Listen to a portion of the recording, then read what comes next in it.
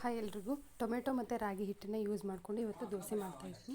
ಅದಕ್ಕೆ ಫಸ್ಟು ರಾಗಿ ಹಿಟ್ಟು ಮತ್ತು ಟೊಮೆಟೊ ಮಿಕ್ಸಿಗೆ ಹಾಕ್ಕೋಬೇಕು.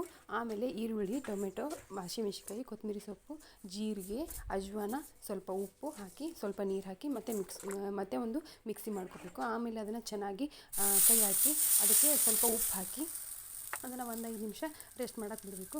ಆಮೇಲೆ ಅದನ್ನು ತವಾ ಮೇಲೆ ನೀಟಾಗಿ ದೋಸೆನ ಹಾಕ್ಕೋಬೇಕು. ಅದು ರಾಗಿ ದೋಸೆ ರೆಡಿ ಆಗುತ್ತೆ. ನೀಟಾಗಿ ಚೆನ್ನಾಗಿ ಬಂದಿರುತ್ತೆ.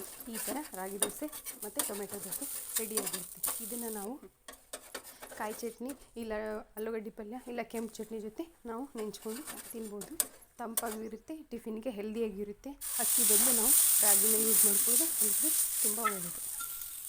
ಈಗ ಬೇಸಿಗೆಗಾಲಕ್ಕೆ ರಾಗಿನ ಯೂಸ್ ಮಾಡೋದು, ರಾಗಿ ಐಟಮ್ಸ್ನ ತಿನ್ನೋದು ತುಂಬ ಹೆಲ್ತ್ಗೆ ಒಳ್ಳೆಯದು. ಇಷ್ಟ ಆದಮೇಲೆ ರಾಗಿ ದೋಸೆ ಅಥವಾ ಟೊಮೆಟೊ ದೋಸೆ ಸರ್ವ್ ಮಾಡೋಕ್ಕೆ ಸರ್ವಿಂಗ್ ಬೌಲ್ಗೆ ರೆಡಿಯಾಗಿರುತ್ತೆ. ಇದನ್ನು ಟೇಸ್ಟ್ ಮಾಡಿ ನೋಡಿ ಹೇಗಿದೆ ಅಂತ ಕಮೆಂಟ್ ಬಾಕ್ಸಲ್ಲಿ ತಿಳಿಸಿ.